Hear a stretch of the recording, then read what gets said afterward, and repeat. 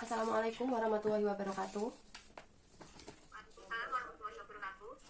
Eh, Perkenalkan, nama saya Susan Eva Juliani dari kelas 3B. Di sini saya akan mempresentasikan hasil ASKEP yang saya ajukan di Rumah Sakit Islam Sunan Kudus. Di sini saya mengangkat dengan diagnosa diabetes mellitus pada Tuan S di ruang saat pria. Yang pertama, untuk pengertiannya sendiri adalah diabetes mellitus merupakan gangguan kebutuhan nutrisi yang ditandai dengan adanya gangguan metabolisme karbohidrat akibat kekurangan insulin atau penggunaan karbohidrat secara berlebihan. Hidayat 2019. Di sini juga Randy Margaret 2012 mengungkapkan diabetes mellitus adalah suatu gangguan metabolisme dan hiperglikemia yang diabetes yang tidak semestinya sebagai akibat suatu defisiensi sekresi insulin atau berkurangnya efektivitas biologis dari insulin atau keduanya. Di sini saya mengangkat pasien Tuan S yang berusia 56 tahun, bertempat tinggal di Desa Piji, Kecamatan Dawe, Kabupaten Kudus. Dengan riwayat kesehatan penyakit sekarang, dia mengalami nyeri pada bagian ginjal dan dada. Lalu dilakukan tindakan EKG dan ronsen. Pasien merasa sering haus. Untuk riwayat penyakit dahulu, pasien tidak memiliki riwayat DM sebelumnya. Penyakit dari keluarga juga pasien tidak memiliki riwayat penyakit keluarga. Alergi pun pasien tidak memiliki alergi obat apapun dan makanan minuman apapun. Lalu selanjutnya untuk pemeriksaan fisik, dilakukan pemeriksaan fisik. Untuk keadaan umumnya itu lemas, kesadaran umum yang pas mentis. Dan di sini pada lainnya baik ya. Untuk data penunjangnya, leukositnya itu hasilnya 18,7 ribu per mm kubik. Padahal nilai rujuknya itu atau nilai normalnya itu 3,8 sampai 10,6. Jadi ini leukositnya sangat tinggi ya.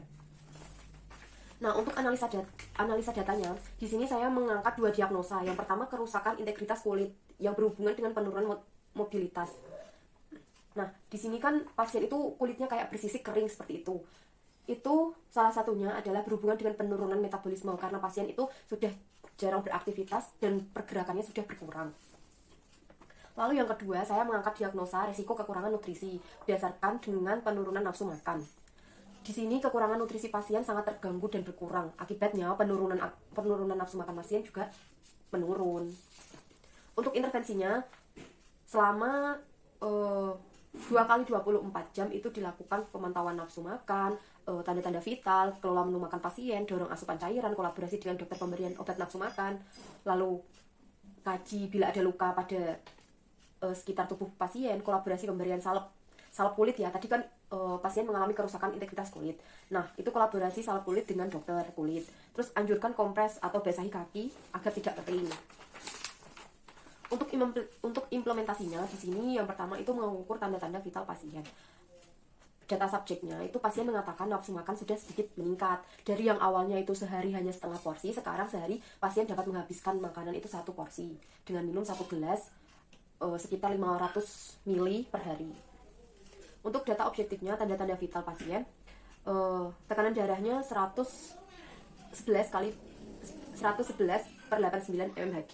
Untuk suhunya pasien normal 37,4, nadinya 95 kali per menit, dan resepsionsnya itu 22 kali, respirasinya itu 22 kali per menit.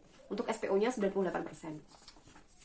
Lalu yang kedua, kolaborasi pemberian salep kulit untuk kaki. Karena pasien integritas kulitnya paling rusak itu di bagian kaki. Itu sangat benar-benar kering banget. Nah, untuk data subjektifnya, pasien mengatakan kakinya sudah sedikit membaik, tidak kering. Lalu data objektifnya, pasien sudah sedikit nyaman dengan kakinya. Lalu yang terakhir adalah evaluasi keperawatan. Hasil evaluasi yang saya dapatkan untuk hari pertama hari Kamis, itu SOAP-nya, S-nya, itu pasien mengatakan nafsu makan meningkat dari sebelumnya. Namun, belum maksimal. Untuk O-nya pasien mengatakan makan sendiri, tidak dibantu oleh keluarganya dari asal mulanya yang dia dibantu oleh keluarganya. Untuk A-nya masalah teratasi sebagian dan B-nya pertahankan intervensi keperawatan, menu makan, dan tanda-tanda vital lainnya. Lalu untuk evaluasi kedua, yaitu SOAP-nya, pasien mengatakan kakinya sudah sedikit tidak gatal dan tidak kering. Terus O-nya pasien dapat bergerak dan berlatih untuk berjalan. Untuk A-nya masalah teratasi sebagian dan B-nya pertahankan intervensi perawatan kulit yang bersisik. Seperti itu. Dari data yang saya dapatkan ini, saya mendiagnosakan bahwa diabetes mellitus yang dialami pada pasien S itu adalah diabetes mellitus tipe 2. Sekian presentasi dari saya. Apakah ada pertanyaan?